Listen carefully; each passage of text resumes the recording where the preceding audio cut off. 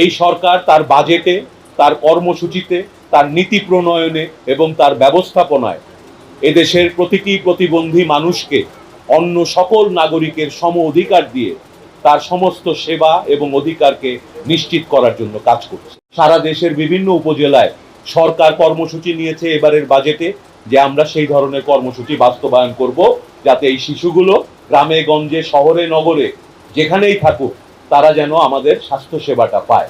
স্বাস্থ্য অধিদপ্তর ইতিমধ্যেই সেই প্রকল্প প্রণয়নের কাজ শেষ করেছে। এই যে এখন আমরা যে বাজেট উপস্থাপন করেছি, আগামী 30 তারিখে এই বাজেট পাস হবে। এখানে প্রতিবন্ধীদের জন্য এবং প্রতিবন্ধিতা কমানোর জন্য সুনির্দিষ্ট বাজেট দেয়া হয়েছে। প্রধানমন্ত্রী সহধর্মিনী ডাক্তার জোবায়দা রহমান এই করাইলে এসে আপনাদের এখানে শিশু স্বর্গ কর্মসূচির উদ্বোধন করে গেছেন। সেই কর্মসূচি বছরব্যাপী চলবে। এখানে বিভিন্ন ইনস্টিটিউট থেকে ভালো ডাক্তার সাহেবরা আসবেন, আপনাদের চিকিৎসার ব্যবস্থা হবে। কিন্তু আমাদের সরকার শুধু চিকিৎসাতেই থেমে থাকবে না।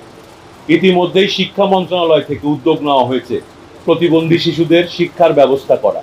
জেলায় জেলায় প্রতিষ্ঠান আছে এবং উপজেলা পর্যায়ে বিভিন্ন শিক্ষা প্রতিষ্ঠানে যাতে অন্য বাচ্চাদের মতোই সম অধিকার নিয়ে তারা শিক্ষার সুযোগ পায়, সেই কারণে আমরা শিক্ষকদের প্রশিক্ষণ দেব, ওই স্কুলগুলোতে বিশেষ ব্যবস্থা করব। একইভাবে আমরা চাচ্ছি এই যে মেট্রো রেল আছে, ইতিমধ্যেই ঘোষণা দেওয়া হয়েছে আমাদের সরকারের পক্ষ থেকে, মেট্রো রেলে কিন্তু প্রতিবন্ধী মানুষের চলাফেরার জন্য 50% ছাড় দেওয়া হবে তাদের টিকিটে।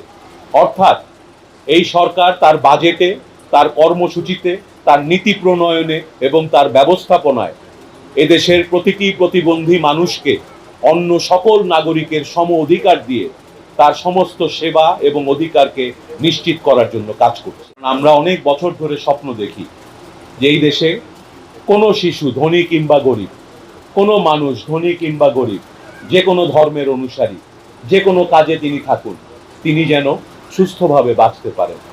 বিশেষ করে যারা জন্মগতভাবে বিভিন্ন অসুখ বিসুখে আক্রান্ত হন, তাদের জীবনটাও যেন আমাদের মতোই একই রকমভাবে বেড়ে ওঠে। তারাও যেন সমাজে মিশতে পারে, লেখাপড়া, কর্মসংস্থান, জীবনযাপন সবকিছু করতে পারে। আজকে এই কর্মসূচিতে আমরা যখন দেখি সরকারের শীর্ষ কর্মকর্তারা আসছেন, সকলের সমর্থন আছে, সকলেই কিন্তু ভাবছে আমাদের প্রতিবন্ধী ভাই বোনদের কথা।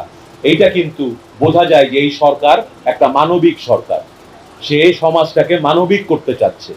আমরা শুধুমাত্র উন্নয়ন বলতে বুঝি যে অনেক টাকা হইল, অনেক বিল্ডিং বানাইলাম, তা দিয়ে তো উন্নয়ন হবে না। মানুষ হিসেবে যদি আমরা উন্নত হইতে চাই, তাহলে যে মানুষটারই একটু অসুবিধা আছে তার প্রতি আমার মমতা থাকতে হবে, নাইলে আমি বিল্ডিং এর উন্নয়ন হবে, সমাজের উন্নয়ন হবে না, মানবিক উন্নয়ন হবে না।